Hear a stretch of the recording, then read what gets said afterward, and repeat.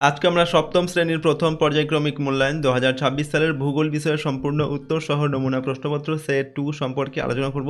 তো চলো এই ভিডিওতে আমরা দেখে নিই ক্লাস 7 এর ফার্স্ট ইউনিট টেস্ট 2026 জিওগ্রাফি সাবজেক্টের এই কোশ্চেন পেপার এবং তার উত্তরগুলো। তো দেখো, প্রথম ইউনিট টেস্টে তোমাদের 30 নম্বরের পরীক্ষা নেওয়া হয় এবং সময় থাকবে 1 ঘন্টার। ঠিক আছে, যদি তোমরা এই প্রশ্নের উত্তরের পিডিএফ ফাইলগুলো পেতে চাও, আমাদের সহজ লেসন অ্যাপটিকে ইনস্টল করবে। অ্যাপের লিঙ্ক ডেসক্রিপশন বক্সে দেওয়া আছে। পেইড কোর্সের মধ্যে এই সমস্ত প্রশ্নদের পিডিএফগুলো দেওয়া থাকবে, তার সঙ্গে ভিডিওগুলো সেখানে কিন্তু দেওয়া থাকবে। দেখো, এই কোশ্চেন পেপারের 1 নম্বর দেখে বলা হচ্ছে বন্ধনী থেকে সঠিক উত্তরটি বেছে নিয়ে লেখো। 5টি প্রশ্ন দেওয়া আছে, প্রতিটা প্রশ্নের মান 1 নম্বর করে। 1 নম্বর দেখে সূর্য থেকে পৃথিবীর দূরত্ব সবচেয়ে বেশি হয় 3 জানুয়ারি, 21 মার্চ, 4 জুলাই না 21 জুন। তো সূর্য থেকে পৃথিবীর দূরত্ব সব থেকে বেশি হয় 4 জুলাই। 2 নম্বর হচ্ছে ভূগোলকের উপর অঙ্কিত অক্ষরেখার সংখ্যা 179টি, 178টি, 180টি না 87টি। তো ভূগোলকের উপর অঙ্কিত অক্ষরেখার সংখ্যা 179টি। এরপর এশিয়া ও ইউরোপের মাঝে যে নদী, সেটা হচ্ছে গঙ্গা, ইয়াংসি কিয়াং, ইউরাল না রাইন। তো এশিয়া ও ইউরোপের মাঝে যে নদী সেটা হচ্ছে কি ইউরাল নদী। 4 নম্বর দেখো, ঋতু পরিবর্তন হয় না পৃথিবীর মেরু ও মরু, এরপর নিরক্ষীয় ও মেরু, ক্রান্তীয় ও উপক্রান্তীয় না উষ্ণ ও শুষ্ক অঞ্চলে। তো ঋতু পরিবর্তন হয় না কোথায়? নিরক্ষীয় ও মেরু অঞ্চলে। এরপর উচ্চতা বাড়লে বায়ুর চাপ বাড়ে কমে একই থাকে, প্রথমে কমে পরে বাড়ে। তো উচ্চতা বাড়লে বায়ুর চাপ কমে। 2 নম্বর দাগে হচ্ছে এক কথায় উত্তর লিখতে হবে যে কোনো 10টি। 1 × 10 = 10। 2-1 দাগে হিমালয় ও কুয়েন লুনের মধ্যে কোন মালভূমি আছে? উত্তর হচ্ছে হিমালয় ও কুয়েন লুনের মধ্যে তিব্বতের মালভূমি আছে। পৃথিবীর অক্ষ কাকে বলে? যে কাল্পনিক রেখা পৃথিবীর কেন্দ্রকে ছেদ করে উত্তর দক্ষিণে প্রবাহিত হয়েছে তাকে পৃথিবীর অক্ষ বলে। পৃথিবীর কোথায় সারা বছরই দিনরাত সমান থাকে? নিরক্ষরেখায়। পৃথিবীর নিরক্ষরেখায় সারা বছর দিনরাত্রি সমান থাকে। কোন কোন দিন উত্তর ও দক্ষিণ গোলার্ধে দিনরাত্রি সমান হয়? তো 21শে মার্চ বা মহাবিষুব ও 23শে সেপ্টেম্বর বা জলবিষুব এর দিন উত্তর ও দক্ষিণ গোলার্ধে দিনরাত্রি সমান হয়। তারপরে দেখো, কোন তারিখে উত্তর গোলার্ধে সবচেয়ে বড় দিন ও দক্ষিণ গোলার্ধে সবচেয়ে বড় রাত হয়? তো 21 জুন তারিখে উত্তর গোলার্ধে সবচেয়ে বড় দিন ও দক্ষিণ গোলার্ধে সবচেয়ে বড় রাত হয়। দ্রাঘিমা রেখার সর্বোচ্চ মান কত? দ্রাঘিমা রেখার সর্বোচ্চ মান হচ্ছে 180 ডিগ্রি। ভারতের প্রমাণ দ্রাঘিমা কত? ভারতের প্রমাণ দ্রাঘিমা হচ্ছে 82 ডিগ্রি 30 মিনিট পূর্ব দ্রাঘিমায়। তারপরে দেখো, 1 ডিগ্রি দ্রাঘিমার পার্থক্যে সময়ের পার্থক্য কত? তো 1 ডিগ্রি দ্রাঘিমার পার্থক্যে সময়ের পার্থক্য হয় 4 মিনিট। পরের প্রশ্ন 2-9 নম্বর দাগে কোন শহরের উপর দিয়ে মূল মধ্যরেখা গিয়েছে বলে কল্পনা করা হয়েছে? তো লন্ডনের গ্রিনিচ শহরের উপর দিয়ে, ঠিক আছে, এই মূল মধ্যরেখা গেছে এটা বলে কল্পনা করা হয়েছে।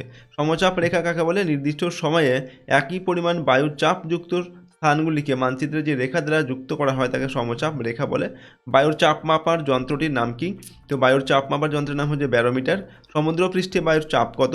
113.25 মিলিবার, ঠিক আছে, সমুদ্রপৃষ্ঠে বায়ুর চাপ। এরপর পৃথিবীর ছাদ কাকে বলে? পামির মালভূমিকে পৃথিবীর ছাদ বলে। 3 নম্বর দেখে অনধিক 30 শব্দে যে কোনো 2টি প্রশ্নের উত্তর লিখতে হবে। প্রশ্নের মান 2 নম্বর করে, 2 2 4 নম্বর দেওয়া আছে। 3-এর 1 নম্বর দেখে মধ্যরাত্রির সূর্য বলতে কী বোঝায়? তো উত্তর গোলার্ধে মার্চ থেকে জুলাই এই সময়ে Canada, Alaska, Denmark, Norway, Sweden, Iceland এর অনেক জায়গা থেকে স্থানীয় সময় অনুযায়ী গভীর রাতে দিগন্ত রেখায় সূর্যকে দেখা যায়, তাই এই অঞ্চলকে মধ্যরাত্রির সূর্যের দেশ বলে। ইউরোপের নরওয়ে উত্তরে হামারফেস্ট বন্দরে মে মাস থেকে জুলাই মাস পর্যন্ত সূর্যকে রাতের বেলায় স্পষ্ট দেখা যায়। এরপরে দেখো, অধিবর্ষ কাকে বলে? যে বছর ফেব্রুয়ারি মাসের দিন সংখ্যা 1 দিন বাড়িয়ে বছরটিকে 366 দিন ধরা হয় সেই বছরকে অধিবর্ষ বলে। যেমন হচ্ছে 2020 হলো একটি অধিবর্ষ সাল।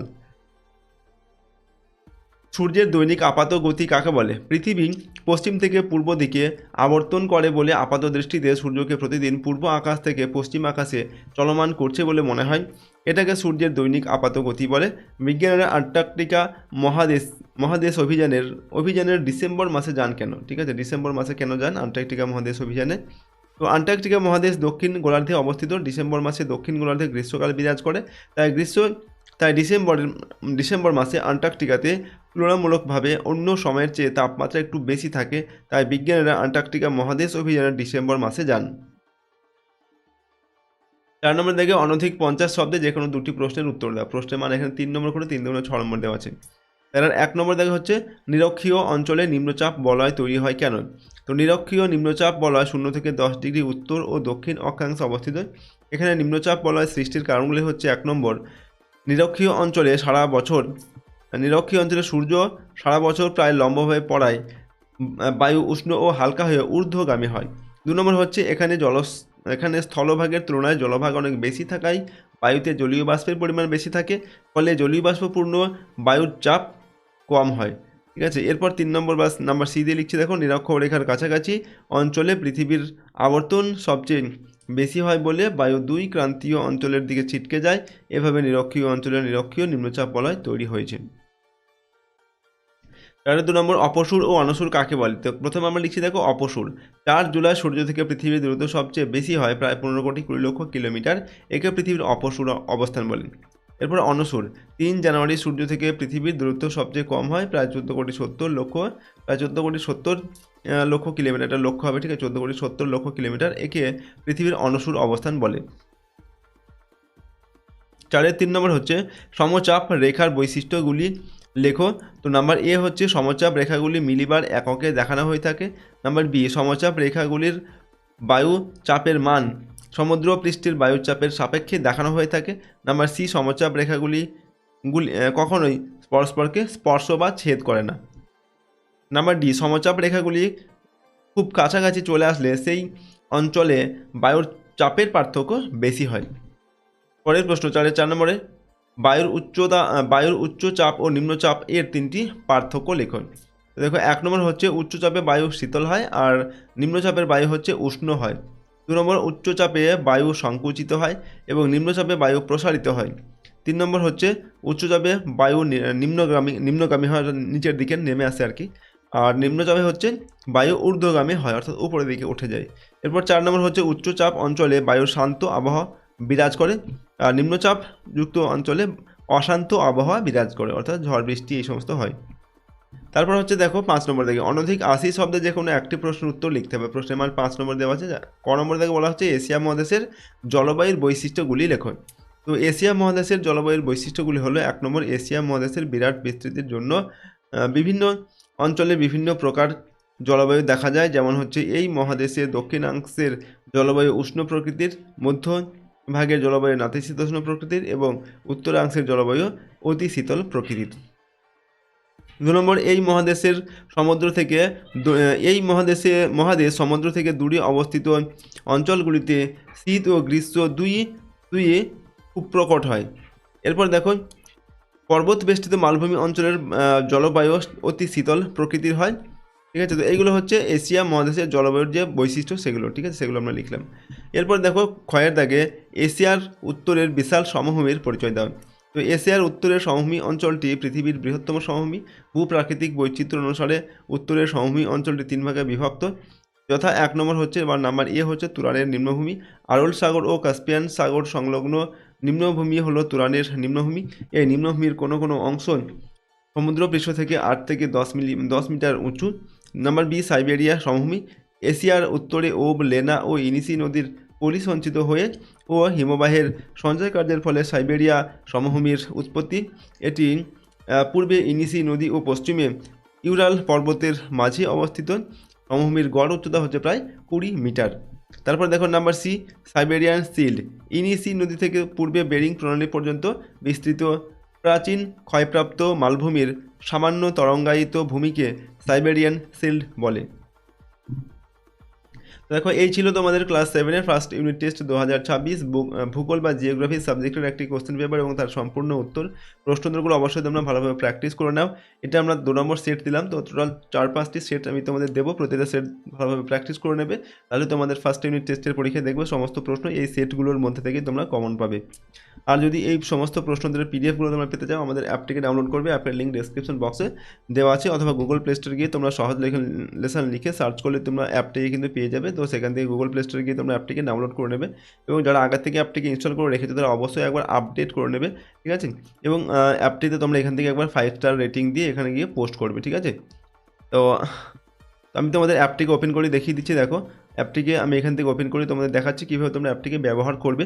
ওপেন করার পর তোমাদের প্রথমে স্ট্রিমগুলোকে সিলেক্ট করতে হবে। তো স্ট্রিম সিলেক্ট করার জন্য সবার উপরে যে এই যে অংশটা দেখা যাচ্ছে এখানে তোমরা ক্লিক করবে। এখানে ক্লিক করে দেখো আমার এই সমস্তগুলো কিন্তু সিলেক্ট করা আছে, তোমাদের ক্ষেত্রে এরকম সাদা হয়ে থাকবে। তো তোমরা কী করবে, ট্যাপ করে করে সবগুলোকে সিলেক্ট করে নেবে, দিয়ে সেভ চেঞ্জ এখানে ক্লিক করে ইয়েস বাটনে ক্লিক করবে। তাহলে সমস্ত ক্লাসের কোর্সগুলো এখানে চলে আসবে। এবং এখানে দেখো প্রথমে অল কোর্স রয়েছে, এখানে ক্লিক করলে সমস্ত কোর্সগুলো দেখা যাবে। নিচে দেখো একটা অপশান এখানে আসছে, এটা তোমরা কী করবে, এই ক্রস চিহ্নে ক্লিক করে কেটে দেবে। ঠিক আছে, তো এখান থেকে অল কোর্স দেখা যাবে, এখানে ফ্রি ভিডিওসগুলো দেখা যাবে, এখানে ফ্রি কোর্স রয়েছে সেগুলো দেখা যাবে। এখানে ইবুক দেওয়া থাকবে, এখানে ডেলি কুইজ দেওয়া থাকবে, এখানে হচ্ছে সোশ্যাল মিডিয়ার লিঙ্ক থাকবে। ঠিক আছে, তো এখানে দেখো লাইভ ক্লাস যখন করানো হবে তখন এখানে দেখতে পাবে। এখানে মাই পেড কোর্স, এখানে তুমি যে কোর্সটা পারচেস করবে বা কিনবে সেই কোর্সটা তুমি এখান থেকে দেখতে পাবে। ঠিক আছে, এবার দেখো নিচে হচ্ছে এগুলো হচ্ছে পেড কোর্স, তাহলে তোমরা চাইলে যে কোনো ক্লাসের পেড কোর্স যেগুলো, ঠিক আছে, সেগুলো তোমরা এখান থেকে নিতে পারো। যেমন দেখো এটা হচ্ছে আমি তোমাদের ক্লাস 7-এর কোর্সটাই দেখিয়ে দিচ্ছি। ঠিক আছে, ক্লাস 7-এর কোর্স যদি তোমরা নিতে চাও, দেখো এটা হচ্ছে ক্লাস 7-এর কোর্স। তো 299 এর প্রাইস রাখা হয়েছে। বাই নাওতে ক্লিক করে তোমরা বাই করতে পারো, অথবা প্লে লিস্টে ক্লিক করে তোমরা এর ডিটেলসটা কিন্তু চেক করে নিতে পারো। দেখো সমস্ত ডিটেলসগুলো রয়েছে। এখানে কন্টেন্ট বাটনে ক্লিক করবে, কন্টেন্টে ক্লিক করার পর দেখো এখানে ক্লিক করলাম আমরা, তারপর এখানে সাবজেক্ট ওয়াইজ সমস্তগুলো দেখো চলে এসেছে। যে কোনো সাবজেক্টের উপর যদি আমরা ক্লিক করি, যেমন হিস্ট্রিতে ক্লিক করলাম, প্রথমে এর পিডিএফগুলো দেওয়া থাকবে, পিডিএফগুলো তোমরা এখান থেকে চাইলে ডাউনলোড করে নিতে পারবে। প্রথমে তোমাদের পারচেস করতে হবে, তাহলে এখান থেকে ডাউনলোড হয়ে যাবে, অথবা তোমরা এই অ্যাপের মধ্যে থেকেও দেখতে পারবে। তারপর দেখো ভিডিওগুলো এখানে দেওয়া আছে, ভিডিওগুলো তোমরা চাইলে এখান থেকে কিন্তু অ্যাড ছাড়াই দেখতে পারবে। তো যে কোনো ক্লাসের যে কোনো কোর্স তোমরা চাইলে এখানে নিতে পারো, অথবা যে ফ্রি কোর্স রয়েছে বা ফ্রি ভিডিওস রয়েছে সেগুলো তোমরা এখান থেকে দেখতে পারো। ঠিক আছে, তো এই অ্যাপটিকে তোমরা কীভাবে ব্যবহার করবে আমি তোমাদের সেটা দেখিয়ে দিলাম।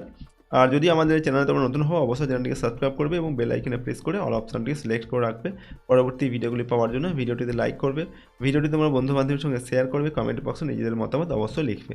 তো আজকে আমরা এই ভিডিওটি এখানে শেষ করছি। সম্পূর্ণ ভিডিওটি দেখার জন্য অসংখ্য ধন্যবাদ।